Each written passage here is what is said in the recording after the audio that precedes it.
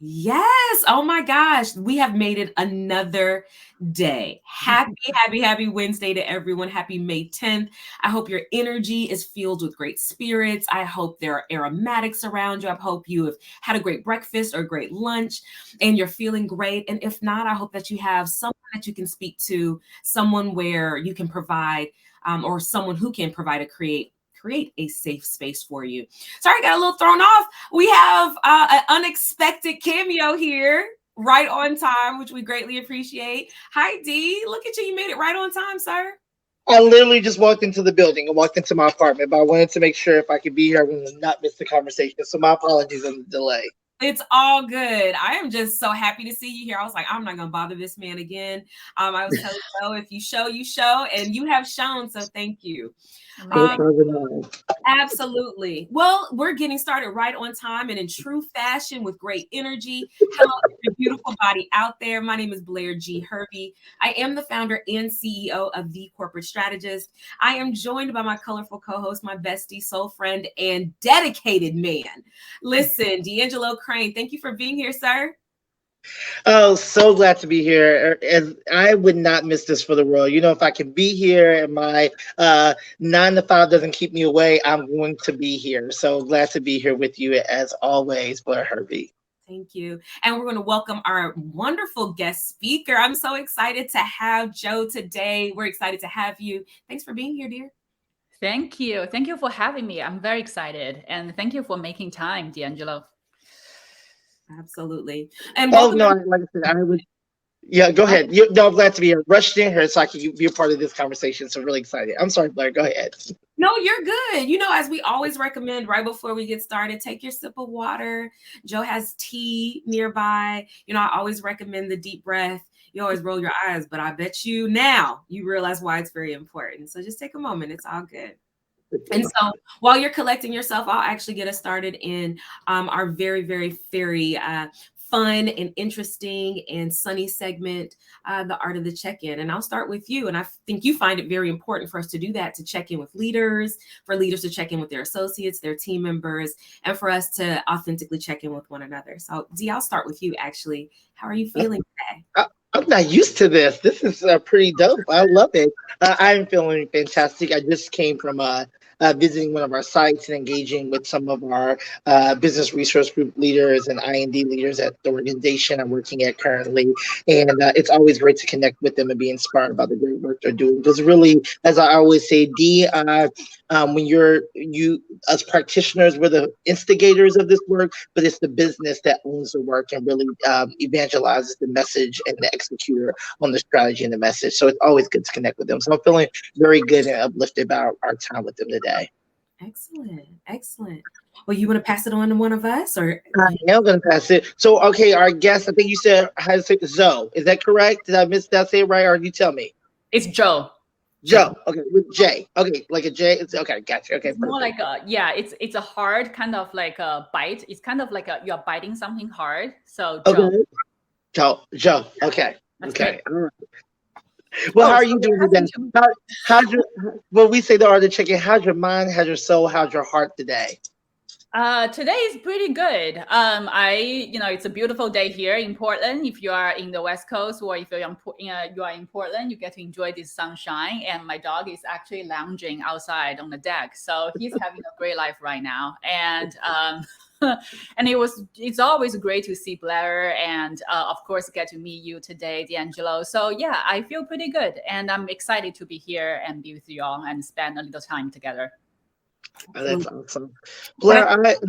I have to say I so appreciate the all of the fantastic, talented, smart women that you have brought to the show from your Portland community.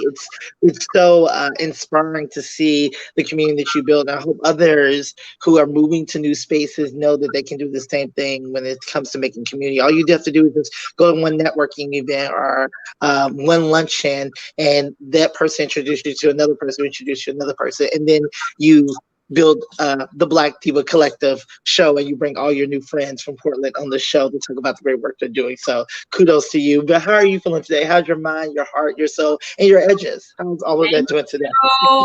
By the grace of God, we're doing well. And if I seem distracted for a moment, I was on my phone to make sure that I let folks know this is a great opportunity for them to hop right in on Instagram. So you can feel free to repost that too. Take a moment to do that. I forgot to do that. Is missing here. So if y'all want to grab your phones to do that, that's perfectly fine, and let folks know to come on in here. But hey, I am doing super fantastic. Again, we should have Jason Barker on here one day, because he is the first person that said, I'm doing so well. What did he say? If I was any better, I'd be twins. And it always reminds me just to keep that energy. This morning, honestly, y'all, I was having some women problems, maybe TMI, but women all know we have these menstrual cramps and we go through things. And for some reason, I laid down for like 2 seconds. I was on a call, like one of those Zoom calls. Y'all know how we do, just listening in. And then I drank a little mixture, shout out to Junior League of Portland, a little mixture of banana, flaxseed, nut milk that I made from scratch. Yes, I know. DeAngelo's like, what? I made cashew nut milk and I mixed it up and it gave me a burst of energy. I cleaned my kitchen. I started washing clothes. I hopped in the shower. I was like, if he joins, he joins. I'm good to go. I don't know. I don't know.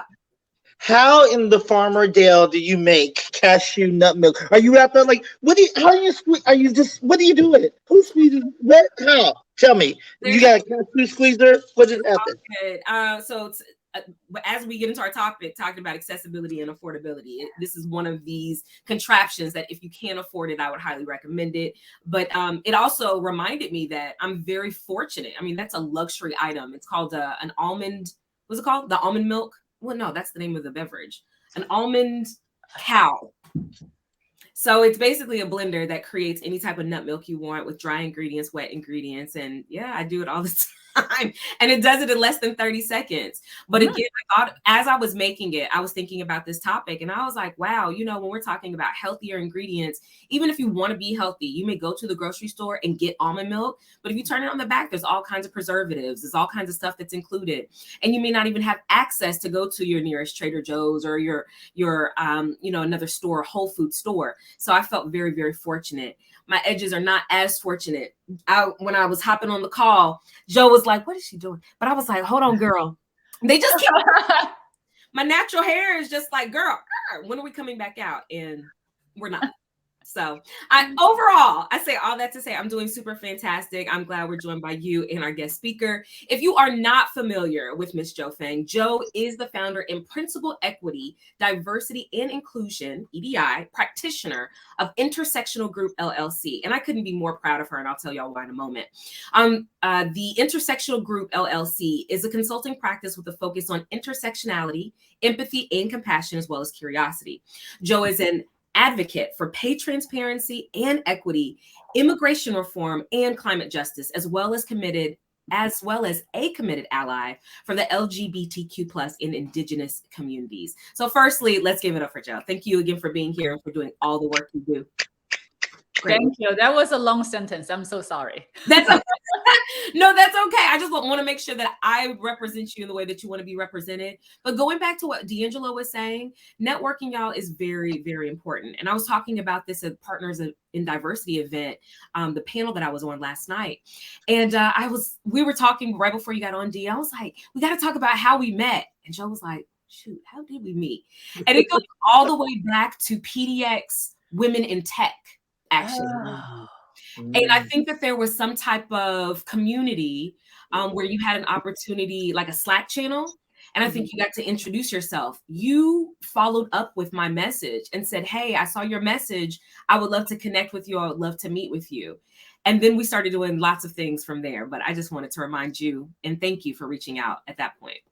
Oh my gosh. Now it's kind of coming back. And the first time we met was actually in Vancouver, Washington. Yep, right across the bridge. But yes. Okay. Yeah. there was so much to go on with it. I mean, I'll let you tell your story of, the parts that you want to tell, but I was so inspired by your journey in the workplace at the time and the challenges you were experiencing as it pertains to immigration and visas and things of that nature. And you two were inspired by the work that I was doing to create a global inclusion diversity initiative at the tech company I was working for. So now we've since been able to leave those companies and become entrepreneurs. So I'm so Yes. Oh my gosh. Yes. So speaking of that work, tell us a little bit more in your words, what brought you into this work? And what was that pivotal moment for you? Yeah, so that's such a great question, and thank you again for the introduction, Blair. I think it really brings back some memories from a few years back.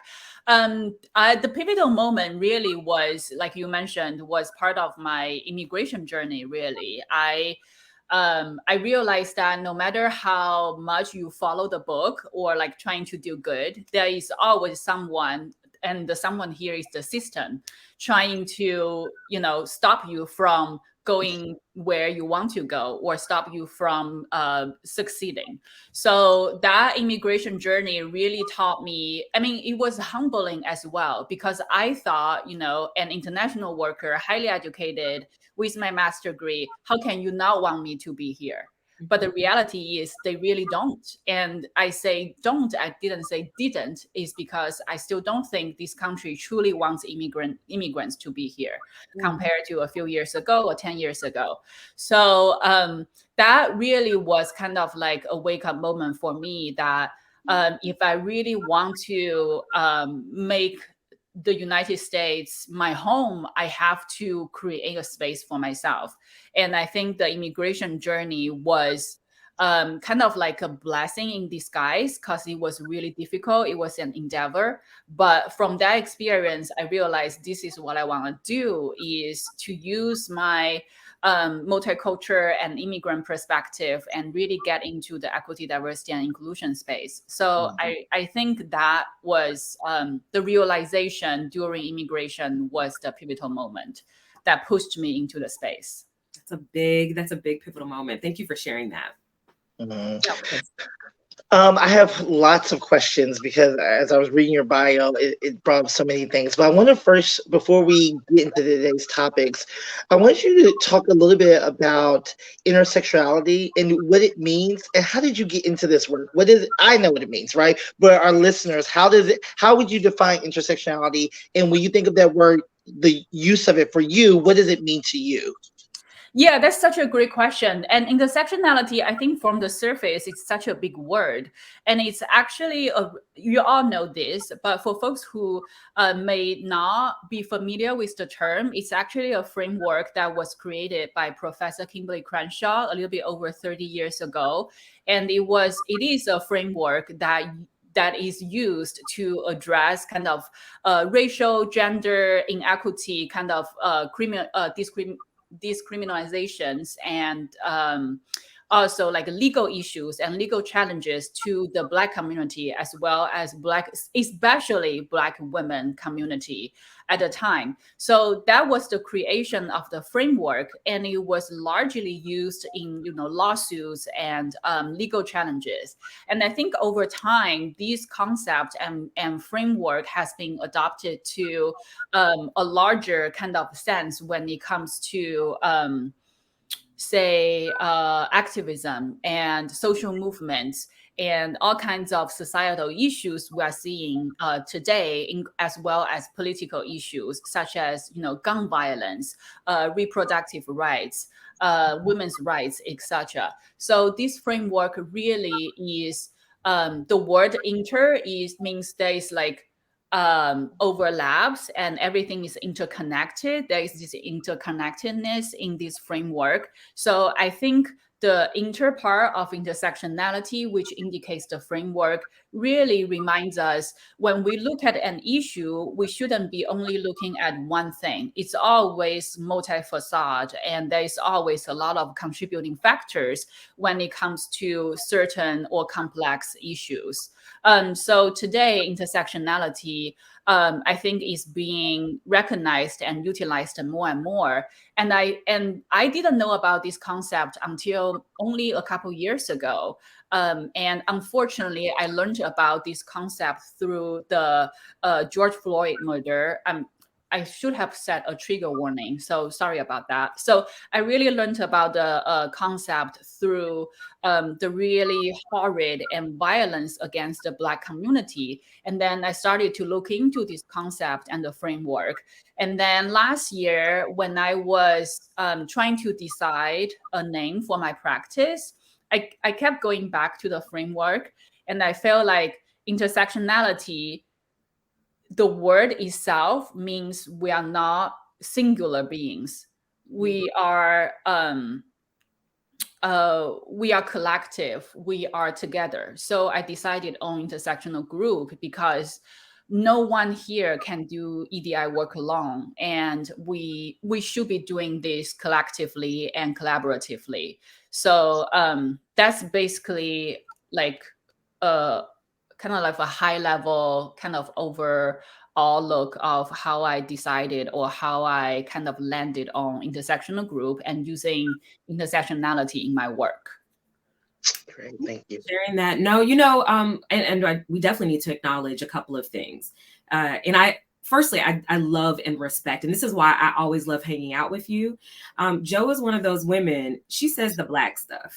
Okay. Like she's here for us. She's here for people. She acknowledges that. She realizes that there is, a ton of challenges in our community, but there's definitely a ton of challenges within the AAPI community as well. And I want to acknowledge, number one, that it is AAPI Heritage Month. And I do want to acknowledge as well, also a trigger warning, but that there was just a mass shooting. And I saw your post as well. I apologize. I can't remember what state it was in, but a whole family. It's in Texas, yeah. In Texas, right. A whole family, was just wiped off the earth. And those are things that we do need to acknowledge and have conversations about, and between Black people and, those who identify as Asian folks, because we do share a lot of challenges and we do need to figure out the best way to support one another. So I wanted to acknowledge that and also thank you for your work in doing that. Thank you for also acknowledging, the challenges within immigration and saying it out loud that it does not feel like, or maybe it is true that, America doesn't want immigrants here. When I think about, Title 42, and I think about how a lot of people are going to be affected, and we're talking about this particular topic, a lot of folks are going to be able to have access to America. They're going to be able to come here now that, those COVID restrictions are going to be lifted. But when we start thinking about affordability and where they're going to live and how that impacts them and their communities, what thoughts come to mind for you? I think the immigrant community is tightly connected to accessibility and affordability. And of course, the Black community felt very, very deeply about the challenges they are facing when it comes to, can I buy healthy food, right? You mentioned, Blair, earlier that you have the privilege to have access to healthy food, but that's not everyone's case. Like, for example, these school in my neighborhood, like they have this amazing lunch program where every kid can have free lunch at school. But again, a lot of kids of color, their families cannot really afford healthy food. And that's part of accessibility issues. So when we talk about accessibility, I think a lot of folks think about folks with ability challenges or disabilities. And I think that's really, really important to pay attention to and advocate for. At the same time, like here, I really want to mention, the problem people of color, like including Black community, indigenous community, people of color, and the immigrant community at large. A lot of us face affordability issues. And I say that, I want to call out that I also feel extremely fortunate because, I have my own home and I don't need to worry about, when can I put the next meal on the table. But for many, many people of color, whether or not they can afford not just food, but food that's like nurturing and good for our body and soul, that's a really daily like struggle, and including mental struggle as well. So when it comes to accessibility, I really want to address the affordability of just things and the essential things in our lives. That's good. So when you think about organizations and corporations that are existing in communities, what should they be thinking about? What should they be doing when they want to care for their employees who may need, who don't have things to access, right? When we think about food deserts and things of that nature, or when they can't afford to pay for the things that's needed. So what should corporations be doing more efficiently or effectively to help around the challenges of accessibility and affordability? That's such a large question. I think on the community level, take Portland, for example. I don't know if it's applicable for other cities or regions in the United States. I think, for example, Oregon Food Bank is doing a decent job helping folks access to food. It's not only they have locations across the region, like, so it's not only just downtown or the very busy district. They have like distributing centers and pantries and grocery stores kind of spread out in the region, including East Portland, like Southeast Portland and West Portland. So I think that's one way, is to increase the coverage of food where folks can access to. And when it comes to corporate responsibility, I think one thing that companies and corporates can really do is to pay people a fair wage. Mm-hmm. If people have that money, people will buy food. And so like right now, I think Portland's minimum wage is going to be 15 or is already 15. I need to look up the numbers and we can follow up for sure. Mm-hmm. But I think it shouldn't it shouldn't even be a discussion what the minimum wage should be. It really should be how much money an average person needs to have like a decent life. So if a corporate America can just pay everyone a fair wage and allow people to live a decent life with dignity, then I think that's the very basic thing we can do just overall as businesses and organizations. You made a very good point. And just so you know, July 21st, or as of July 1st, 2023, Portland Metro's minimum wage will be $15.45. And the standard across the United States is $14.20, or it will be by July 2023. You mentioned, you said it a couple of times, living a decent life. When it comes to living a decent life, aside from food, what do you think that we should be considering as far as, what should, the average American should they be able to afford? Healthcare. Yes. Period. Yes. Healthcare, man, like, yeah. I don't know. It really pains me. People, like, we have to fight for our health insurance. We have to, have a separate saving account just for our bills, our healthcare, our health insurance, and our basic health needs. Like, even when we want to just have like a standard blood draw, have like a lab test, then that to some people and to a lot of people, that's a hassle. Mm-hmm. And another thing is mental health. Mental health is so, I don't even know how to get into this topic, but no one or very privileged people can afford proper mental health care. Mm-hmm. So I think healthcare itself is something that we as a nation and as communities should really think about. What are we doing just as residents and citizens in this country if we cannot take care of our people, if we cannot take care of our like physical health as well as mental health? And so one way to make it accessible is to make it more affordable. So that's another thing that comes to mind immediately, is really healthcare. It's such a huge problem, and it's fatal as well. So yeah. No, that's well said. And that's something else that corporations can do. Like you were asking before, DeAngelo, is thinking about what not only providing affordable healthcare, but also ensuring that those benefits include things that we need, that they're not only nuanced, but they're forward thinking and they're thinking about the future of their people. So Yeah, and I think a lot of organizations, what you're seeing, are trending that way when we think about how do you attract employees to your organization. I mean, I think about many fast food restaurants who are now offering full benefits or some type of benefits or vacation pay or healthcare to their employees, right? And that's also building up communities. I guess, my question is, how do we get people to be okay with asking for help? Because we know, we do have the Affordable Care Act. We do have these things, and people, some of the care has been expensive, sometimes not. But how do we get people to say it's okay to ask for some of these things to get yourself in a better standing in life, or to get yourself through a tough time or a difficult time that you may need to access some additional funds or some additional help or support to get through this moment, and that's okay. So how do you tell people that's okay? How do you get them to get there and sign up for these things? That's such a great question and large question. I think my immediate thought is to kind of like, how do we break this kind of taboo that asking for help is shameful? Okay. I mean, that I think that's part of the mental health crisis is people are not asking for help.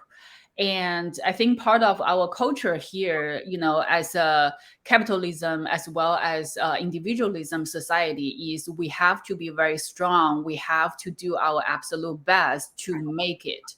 But the thing is, no one, like, the thing is, the concept of self-made is a myth, right? Like, no one can be self-made without the support of communities and a whole system. So if we are not taking a holistic approach when it comes to supporting everyone in our communities, then people will always feel, oh, I don't want to look weak, or I don't want to look like, it's shameful for me to ask for help. One thing I learned from my recent trip back in China is that people are actively asking for help. Mm-hmm. I had a few folks in my family and in my family circles that people, just during COVID, especially, the isolation really drove people to the edge. And I had a couple of family members. They are like, this is too much. Like, I really need help, and if I don't, it's gonna be very, very dark and very, very scary. So the reality in communities in China, basically, for the lack of better words, pushed people to ask for help, because that's kind of like, I don't know what to do now. So I wonder, what would it be like for us in the US? What can encourage people? How can we tell people it is okay to ask for help? How can we break down this kind of taboo that asking for help is not encouraged? It's not a flaw, right? It's not a character flaw. If you ask for help, it should be a very healthy thing to do. So again, I would really kind of reflect on and examine our own beliefs in individualism and capitalism. Oh, I really like that. That's a great perspective. Because especially, from a Black woman's perspective, we're always talking about, or people are always saying, how resilient we are, how strong we are, and we're rewarded for that type of characteristic or that type of behavior. But I love that shift in mentality. I also just want to throw out really quickly too, as organizations and folks are watching and reading and listening to this information today, there is this study out there. It's a Pinchansky and Thomas study. You can look it up. But as I was doing some quick Googles about affordability and accessibility, as it pertains to healthcare, there are 5 different characteristics that all start with A's, and it's affordability, availability, accessibility, accommodation, and acceptability. I would encourage folks to go look up those 5 A's and think about how those values align with creating this culture of access. I really love this. Thank you, Joe. Really appreciate that. Thank you. No, I love that 5 A's. Yeah, I didn't make them up. I wish I did. Usually I would, but I read it out there. No, we don't have too much time. I want to make sure that we have time for DeAngelo's shout out as well, but we usually ask a couple of rapid fire questions just to get to know you. Dee, do you have any today? Of course I do, because we always do our research here. What, if you were going to see a movie, would you rather go see a horror movie or a comedy movie? Because I know you love both of them. That's hard. I thought it would be a fun question. Okay, so I'm gonna go with a horror movie, because I am a horror movie fan, and I always go see a horror movie with my friend Rihanna. So Rihanna, if you are out there, yeah, let's go see a horror movie soon.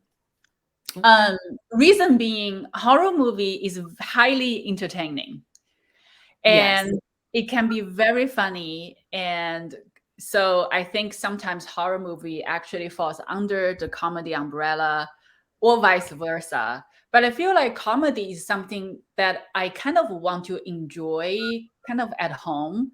And if I want to have that excitement and kind of stimulation, I will want to go out and put myself in a theater and watch a horror movie and eat some popcorn. Love that. Fun I'm fact. still, Yeah. I'm still baffled that she thinks a horror movie can be comedy, because I am like, I still have nightmares. I can't watch horror movies because I'm still a child when it comes to that. I have nightmares. Is there something under my bed, or knocking at my door, or creeping in my bedroom? Yeah, no, I'm not about that life. No. I don't know. I laughed my ass off watching Candyman. Well, listen, a fun fact.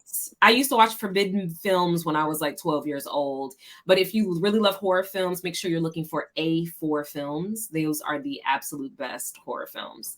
But I know we are right at time. You learn something new about me all the time, D. Who do you have for a shout out today?